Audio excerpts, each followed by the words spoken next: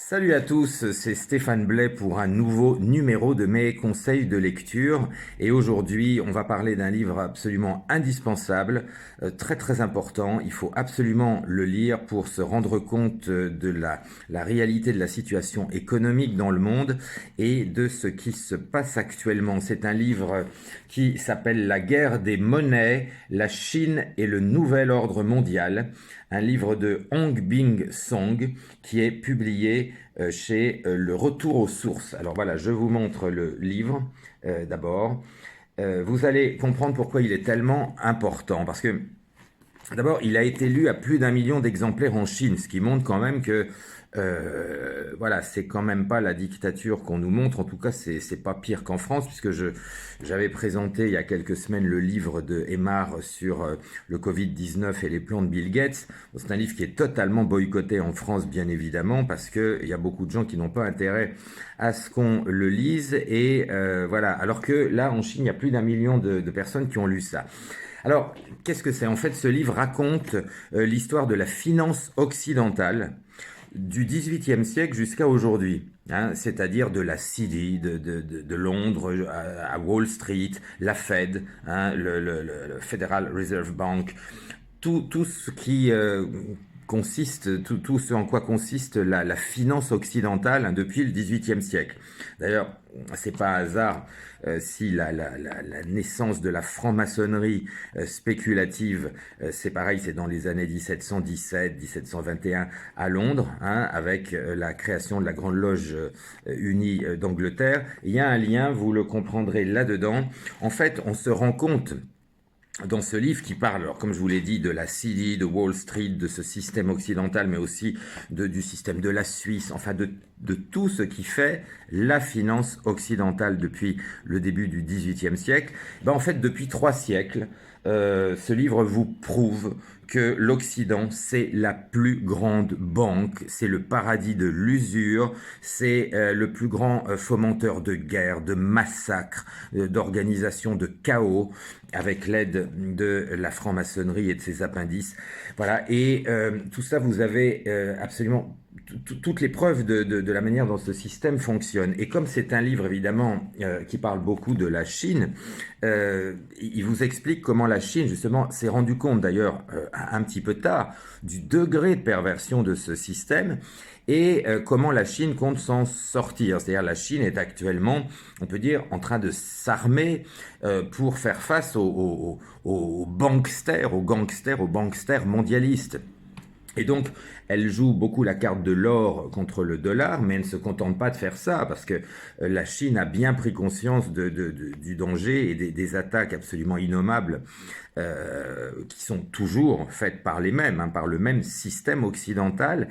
Et donc, on est maintenant dans une guerre économique et une guerre tout court qui est évidemment ultra moderne, puisqu'il ne s'agit pas d'aller envoyer des soldats contre d'autres soldats, mais il s'agit de sauver son peuple de la famine. Et voilà, donc on a un livre absolument capital. Je vais vous lire un tout petit extrait, parce que bien évidemment ça parle des vrais sujets, donc ça parle beaucoup de la famille Rothschild.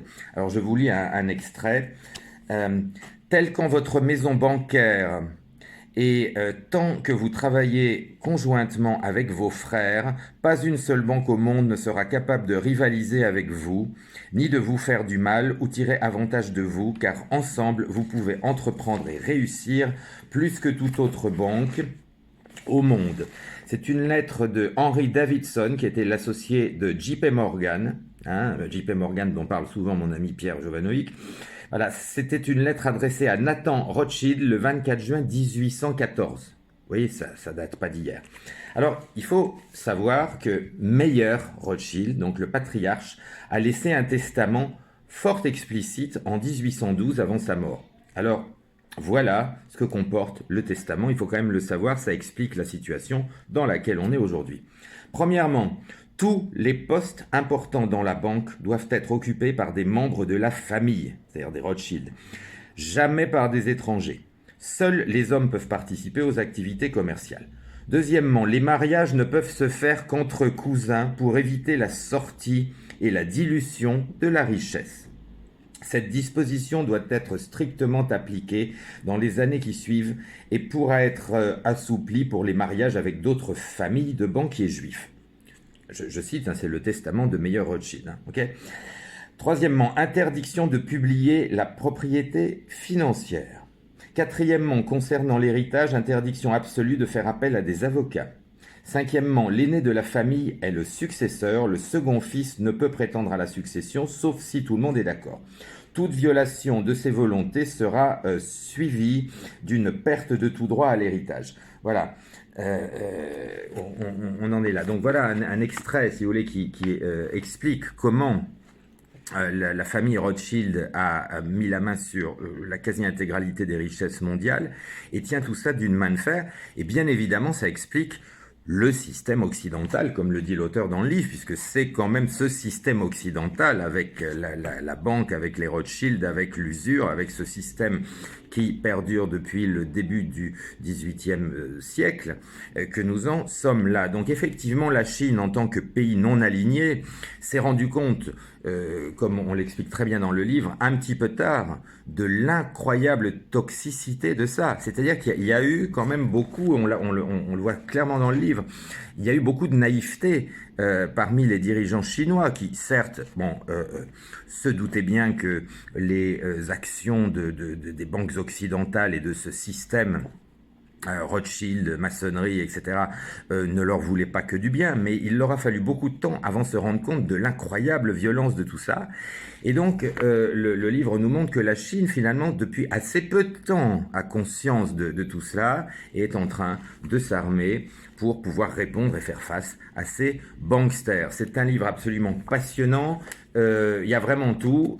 Donc, bien entendu, la première réaction de la Chine par rapport au dollar, ça a été d'essayer de, comment dirais-je, d'investir dans l'or, enfin de privilégier l'or, mais on se rend compte que même ça ne suffit plus, donc en fait la Chine s'adapte en permanence, essaye de répondre aux coups ou même d'anticiper les coups dans une guerre qui ne fait que commencer, et on se rend compte avec ce livre, bien évidemment, que tout est lié. Il s'agit véritablement d'un système de bandits de grands chemins occidentaux qui ont pris le contrôle de nos pays, de l'Europe et de tous les pays occidentaux, avec un système tellement puissant, familial, et avec l'aide évidemment de sociétés secrètes et de réseaux de pouvoir.